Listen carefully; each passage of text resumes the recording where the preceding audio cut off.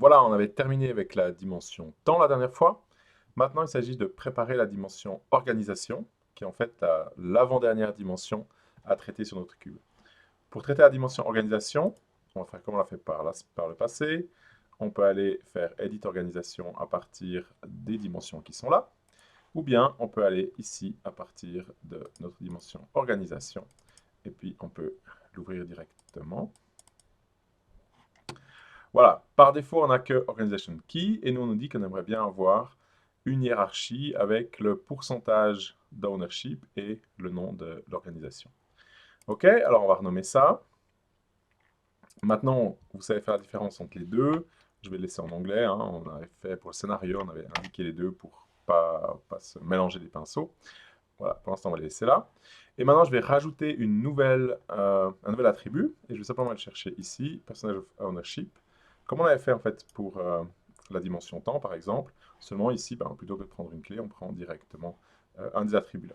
OK, donc, Percentage of Ownership, on l'a récupéré. On a une petite ligne bleue qui nous dit qu'on a des hiérarchies qu'il faut qu'on mette en place.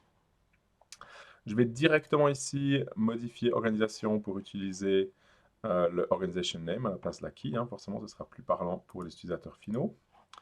Donc, organization name pour cette clé-là. Voilà, c'est parfait. Et percentage of ownership, pas de problème, hein, c'est bon, ça fonctionne très bien. Ce sera un attribut standard. Ok, maintenant on me demande de faire une hiérarchie. On commence toujours par le niveau le plus élevé de la hiérarchie. Donc pour nous, c'est le pourcentage d'ownership et après l'organisation, ce qui nous permettra en fait de naviguer en fonction des différents parts de notre société ici. Et puis on va l'appeler ownership.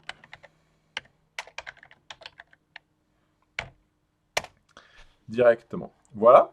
Donc ici, on a terminé notre travail dans ce premier onglet. Maintenant, il faut qu'on définisse les attributs entre eux. Et puis bon, on n'a qu'un seul attribut, forcément, pas de problème. Et je vous rappelle, ben, c'est pas super logique, hein. Ici, on commence du niveau le plus générique et on descend au niveau le plus bas. Et puis, dans les relations, c'est l'inverse. En fait, on va du niveau le plus bas vers le niveau le plus élevé. Ici, on pourrait changer la flèche en disant que c'est une flèche qui est rigide, une relation qui est rigide. On peut aussi la laisser en blanc pour dire qu'en fait qu'elle est flexible, c'est-à-dire ben, si on rachète en fait quelque part dans une entreprise qu'on possède déjà, ben, on va le changer, donc c'est-à-dire qu'il faudra être capable de recalculer ça. Donc en fait c'est juste une information pour SQL Server sur la manière dont il va processer les différentes dimensions. Donc voilà, on est bon avec ça, on peut la générer pour voir si tout va bien.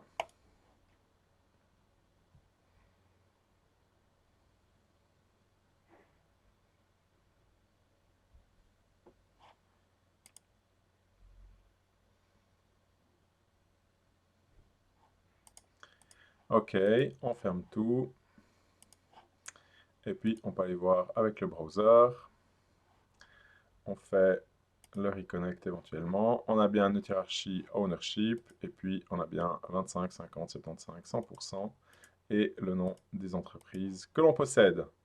Magnifique, donc on a bien retrouvé notre Vélo Plus, etc. avec nos différentes divisions. Et puis, on en a certaines à 75%, 50% et l'Allemagne à 25%. Voilà, très bien, avec ça, on a ce qu'il nous faut. Notre dimension organisation est prête. Et puis, on peut commencer avec la prochaine leçon.